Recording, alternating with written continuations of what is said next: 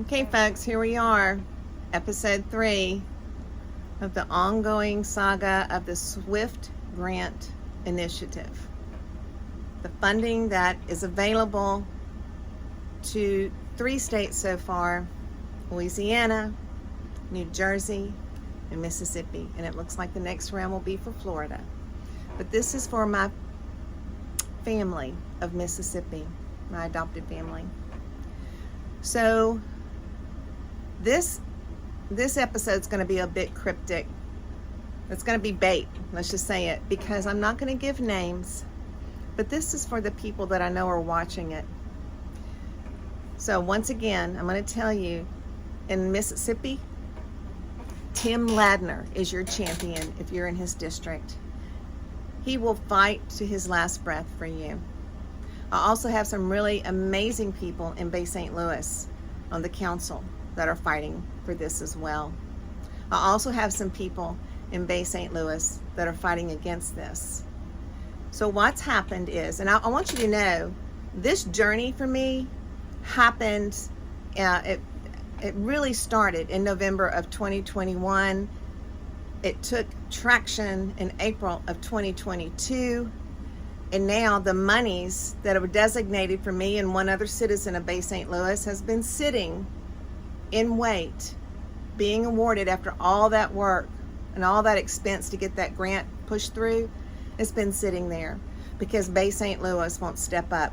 And look, I understand there was probably some concerns of why they were concerned about obligating their tax dollars to making this grant happen, because FEMA's gotten to where there has to be a government entity basically to hold accountable for everything that's happening, for the taxpayer accountability. And I know in this day and age with all that's going on, that's a joke, but we're talking about this. So the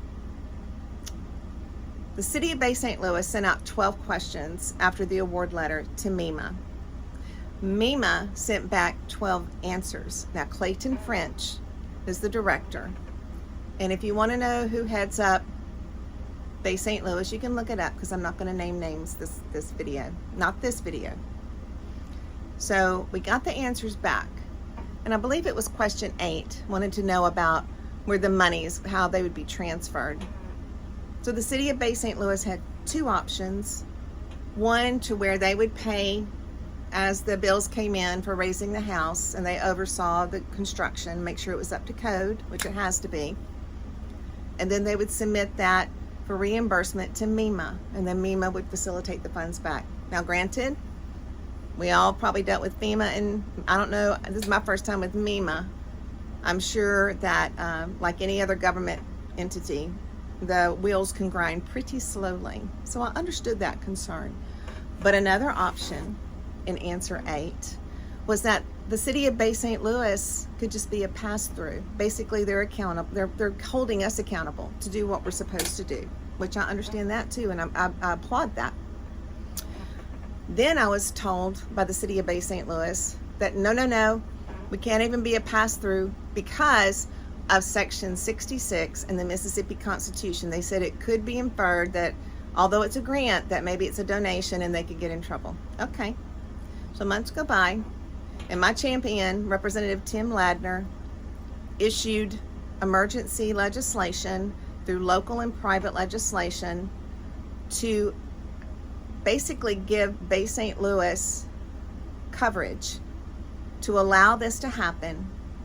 Go ahead and allow this grant to go through with them as holding us accountable and overseeing the job, and they could just be a pass-through, and no matter what, they could not get in trouble, even if the Constitution was construed to be against it. But you know, in my episode 2, go back and see it, I talked about the difference between a grant and donation.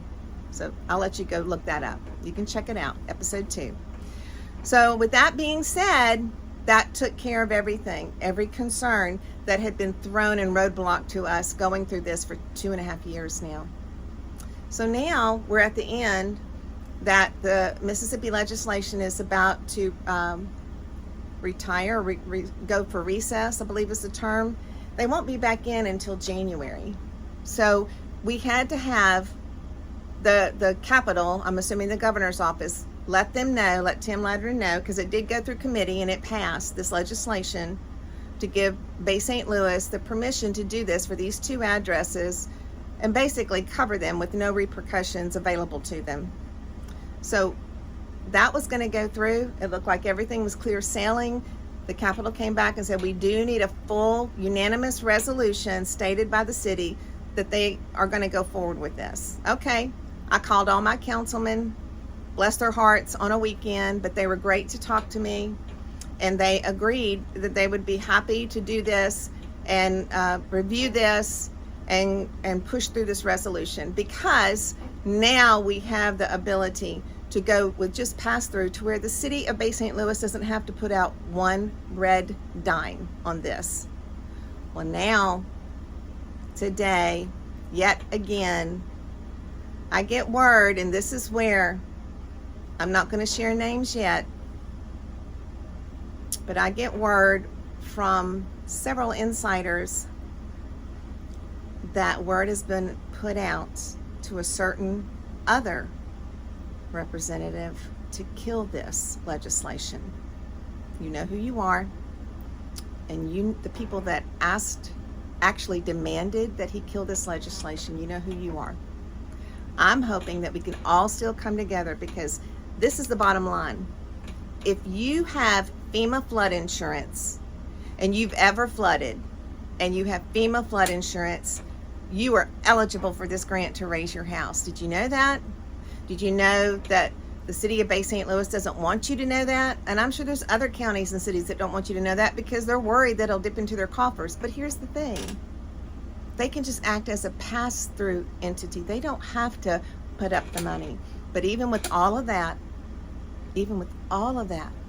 all of these laborious hoops and trauma and tears and blood and sweat and time and money that my husband and I and April Bird have put out since let's say minimum April of 2022.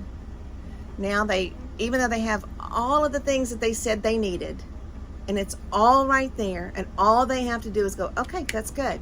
We don't have to put out any money. For some reason, they don't want to sign it. They want this to be killed. So why is that? That's something I don't know. It's perplexing to me. Why would they not want their citizens to be able to have this opportunity if they didn't have to put out 1 red dime? Why is that so bothersome? Is it just the extra work? Is it because it'll point a light on other things? I don't know. Hey, I'm just a little old artist. Who am I? But I do want the folks listening to this know that I'm not just a little old artist. I'm a fierce warrior woman. You don't know me, and you don't know what all I've been through. And if it's a righteous cause, I do it. I have worked for years with anti-sex trafficking organizations. I've walked up in brothels in New York, in New Orleans East, and helped women get out. I've walked through gauntlets of pimps to try to get to women in dressing rooms in New Orleans East. I've been to every strip club in Bourbon Street, walking up into those dressing rooms to help those women. So I'm not a shrinking violet. And there are people that God calls to the forefront that are considered lesser than, but it's really a mistake to underestimate those that God calls to the foreground. You need to really think that through. So the person that got asked to kill this by powers that be, you may be responding to powers that be. I'm responding to a higher power. I am a daughter of the God Most High. My marching orders come from Him. I don't stop. Until He tells me to stop, I don't stop. And He has just not whispered that in my ear yet. Because now it's not about me anymore, folks. I'm going to go to every person that I can find out has FEMA flood insurance, and I'm going to help them apply for this grant. And then that way we can either work together as a team now while they can the city can cut their teeth on these 2 little projects and figure out a way to do this to where it's not drawing from the taxpayer funds. They can just be a pass-through, or it can go another scenario. And you know, there's a saying that says all that evil has to have to succeed and prosper is that good people do nothing. Well, I'm not the best person, and anything good in me is of God, but I'll take it.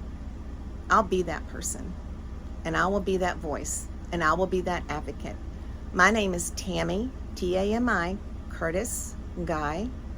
My number is 985-789-2214. My email is the same thing, Tammy, T-A-M-I, Curtis, C-U-R-T-I-S, Guy, G-U-Y, @gmail.com. If you have FEMA insurance and you live in Mississippi and you have flooded, especially in the city of Bay St. Louis, let me know. Let's see what we can do. Let's see what we can do going forward. Now, I'm counting on everybody taking a breath, everybody in the city taking a breath, and let's all work together. I'm counting on that. But I have learned this. In the city of Bay St. Louis, I thought I left a lot of that when I moved New Orleans. No. In the city of Bay St. Louis, there are definite white hats. There's definite black hats. And then there's people kind of in the middle. They're gray. They're kind of lukewarm. Do you know what happens in Scripture with lukewarm people? You get spit out.